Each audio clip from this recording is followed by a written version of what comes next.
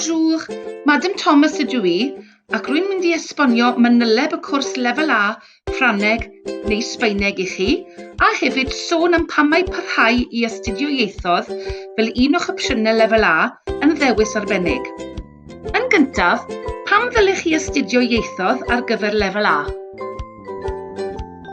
Mae'r byd yn newid yn gyflym a swyddi newydd yn cael ei creu bob blwyddyn.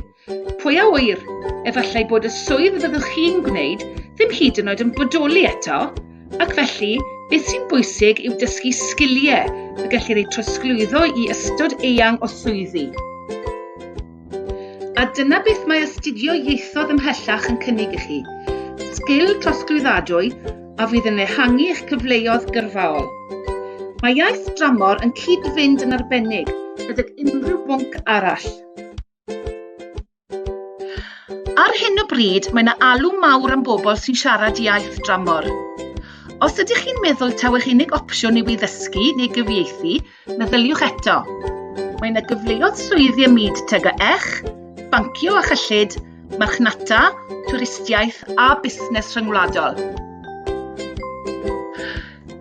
Cofiwch hefyd fod mwyafrif o boblogaeth Ewrop yn amlieithog ac yn siarad 3 iaith neu fwy. Astudiwch ieithoedd a mynwch gyfle teg i gystadlu wrth ymgeisio am swyddi rhyngwladol. Mae astudio ieithoedd yn arwain at gyfleoedd i weithio, astudio a byw dramor.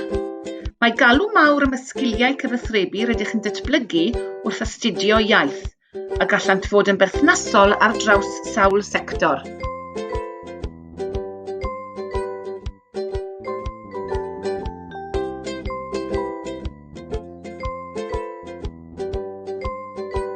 Themau 1 a 2 eu hastudio ym mlwyddyn 12, a themau 3 a 4 ym mlwyddyn 2 ar 10.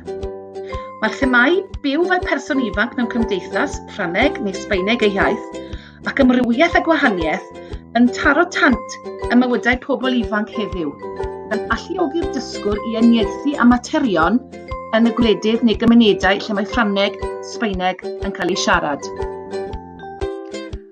Mae deall y byd Ffrangeg neu Sbaeneg ei iaith yn gyfle i ddysgwyr ymdrwytho'r diwylliant a threftadaeth Ffrainc neu Sbaen. Mae'r bedwaredd thema yn cyflwyno dysgwyr i thema benodol sy'n canolbwyntio ar gyfnod allweddol yn hanes Ffrainc neu Sbaen, gan gynnwys digwyddiadau o bwys yn diwylliant gwleidyddol, deallusol ac artistig, sydd wedi helpu i lunio'r gwledydd fel mae nhw heddiw. Mae'r cymhwyster hwn yn cynnwys cyfanswm o 5 uned. 2 uned a fydd yn cael ei asesu ar ddiwedd blwyddyn 12, a thair ar ddiwedd blwyddyn 2 ar 10.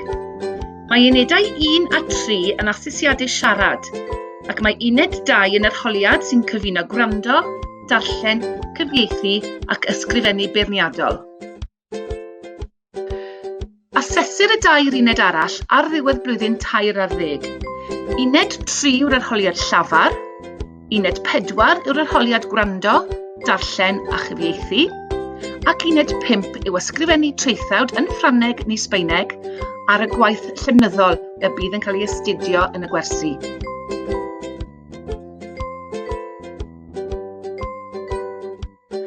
A dyna ni wedi dod i ddiwedd y cyflwyniad.